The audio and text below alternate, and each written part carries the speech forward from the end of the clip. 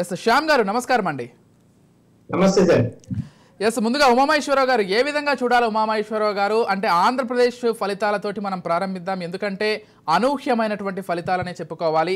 ఏ ప్రభుత్వం ఏర్పడ్డా కానీ, అటు కూటమి ప్రభుత్వం ఏర్పడ్డా, వైసీపీ ప్రభుత్వం ఏర్పడ్డా కానీ 10-20 సీట్ల తేడాతో ఏర్పడే అవకాశం ఉంది, లేకపోతే ఒక 30-40 సీట్ల తేడాతో ఏర్పడే అవకాశం ఉందని అందరూ భావించారు. కాకపోతే వచ్చిన రిజల్ట్స్ని చూసినట్లయితే వైసీపీ కేవలం 15 సీట్ల లోపే పరిమితం అవబోతోందని చాలా క్లియర్గా కనిపిస్తుంది వస్తున్నటువంటి రిజల్ట్స్ని చూస్తే. టీడీపీ, బీజేపీ, జనసేన వీళ్ళు పోటీ చేసినటువంటి దాదాపు అన్ని స్థానాల్లో కూడా క్లీన్ స్వీప్ చేసేశారు. ఎలా చూడాలి నీ ఫలితాలని ఉమామహేశ్వరరావు గారు? ఒకటండి, ఇక్కడ ప్రజల చైతన్యము వాటన్నింటినీ కూడా మీడియా కూడా సక్రమంగా అంచనా వేయలేకపోయిందనే చెప్పచ్చు. మన ఎగ్జిట్ పోల్స్ వాటన్నింటి విషయాల్లో కూడా ఎగ్జిట్ పోల్ సంస్థలు కూడా వాటి సంస్థలు కదా. అంటే ప్రజల దీనిని మనం చాలా తేలికగా లేకపోతే ఏదో ఒక గాలివాటంగా చూసేటువంటి పద్ధతి, అంటే సరైన విధానంలో కాకుండా చూస్తే ఫలితాలు ఎలా ఉంటాయి అనే దానికి ఇది సరైన ఉదాహరణ. మామూలుగా ఎగ్జిట్ పోల్స్ అంటేనే శాంపిలింగ్ చాలా తక్కువగా ఉంటుంది కనుక ఆ ఎంచుకునేటువంటి శాంపిల్ని బట్టే ఫలితం ఉంటుంది. అవి దాని మీద చాలా రీసెర్చ్ జరిగింది. చాలా మనం ఎగ్జిట్ పోల్స్ విషయంలో మనం ఎంచుకుంటున్నటువంటి ఆ శాంపిల్ యొక్క విస్తరణ ఎట్లా ఉంటుంది అవన్నీ కూడా ఒక పెద్ద వర్క్ అది. సో వాటిని సక్రమంగా పాటించకుండా చేస్తున్నటువంటివి సంస్థలు చాలా కుప్పలు తప్పలుగా పుట్టుకొని వచ్చినందువల్ల మొత్తం కన్ఫ్యూషన్ క్రియేట్ అయిపోయేటువంటి ఇది మనం చూసాం. అందుకని ఆ మధ్య ఒక ఆంగ్ల పత్రిక కూడా ఒక గత 25 ఏళ్లుగా ఈ ఎగ్జిట్ పోల్స్ సర్వేలలో ఫలితాలు అటువంటి విశ్లేషిస్తూ ఒక పెద్ద వ్యాసాన్ని కూడా, ఒక రీసెర్చ్ ఆర్టికల్ ని కూడా పబ్లిష్ చేసి. సో కాబట్టి మనం ఇక్కడ గమనించాల్సిన విషయం ఏంటంటే ప్రజలు అక్కడ మామూలుగా అభ్యర్థుల ఎంపిక, దాని తర్వాత తమకు అందుతున్నటువంటి సహాయాలు, తర్వాత బ్రాడర్ గా మనం ఏ డెవలప్మెంట్ మోడల్ని ఎంచుకుంటున్నాము, ఇట్లాంటివన్నీ కూడా గమనిస్తారు అని చెప్పడానికి ఈ ఎన్నికలు ఒక గట్టి ఉదాహరణగా తీసుకోవాల్సి వస్తుంది అన్నమాట. సో అట్లాగనే మనం ఎక్కువ పర్సంటేజ్ ఎక్కువ పోల్ అయిందంటేనే డేంజర్ చెప్తుంటారు ఎప్పుడు కూడా. ఎక్కువ పర్సంటేజ్ పోల్ అవుతున్నది అని అంటేనే యాంటీ ఇన్కంబెన్సీ ఒకటి ఉంటుంది, లేదంటే ఓవర్వెల్మింగ్ అన్నా రావాలి. ఇంకా ఆ పార్టీ మీద తిరుగులేనటువంటిది. కాబట్టి ఎప్పుడైనా సరే విపరీతమైన పోలింగ్ జరుగుతున్నది అని అంటే అది ఒక సంకేతం. అది అధికార పార్టీలకి ఎప్పుడైనా ఒక సంకేతం. అది ఏదో సంథింగ్ గోయింగ్ రాంగ్. కాపు ఓవర్ కాన్ఫిడెంట్ గా మనం కంపల్సరీగా మనం చేసినటువంటి విధానాలన్నీ కరెక్ట్ అని ఇది ఉంటే తప్ప మిగతా సందర్భాల్లో అది ఇది కాదు. సో మొన్న 80% వచ్చినప్పుడే చాలా మంది ఇది వ్యక్తం చేశారు.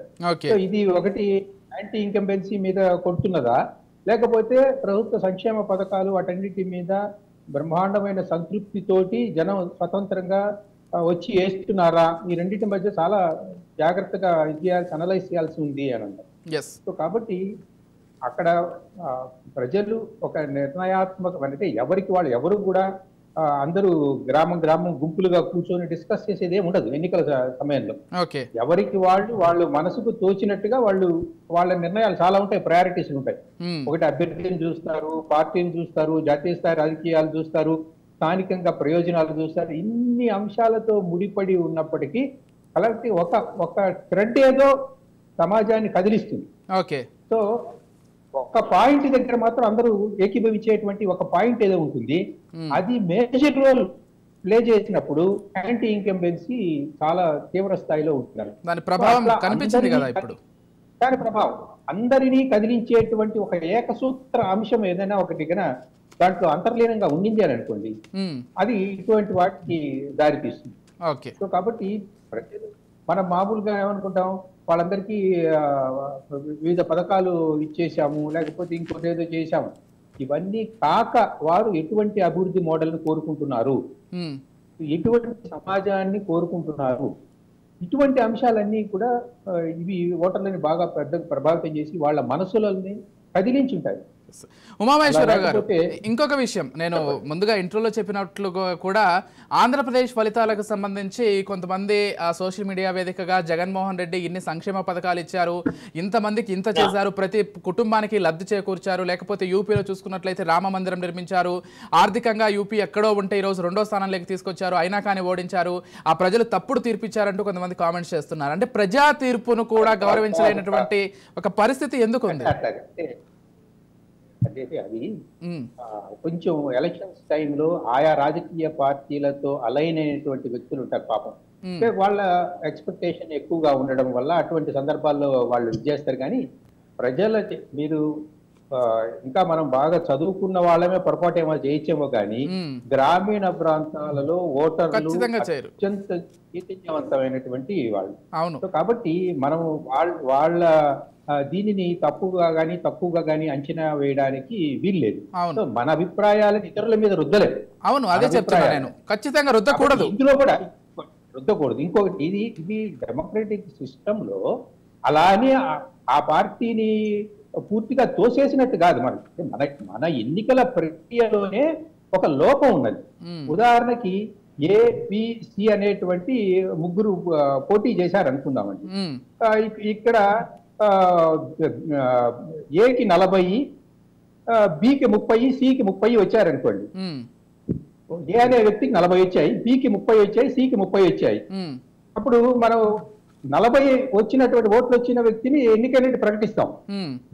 కానీ బీసీల రెండింటిని కలిపితే 60 మంది ఇతన్ని వ్యతిరేకిస్తున్నారు. ఏమి వ్యతిరేకిస్తున్నారు ఆ నియోజకవర్గంలో? అప్పుడు వద్దంటున్నారు ప్రజలు. అంటే బికి 30 ఓట్లు వచ్చాయి, సికి 30 ఓట్లు వచ్చాయి, 2 కలిపితే ఎంత అయినాయి? 60 అయినాయి.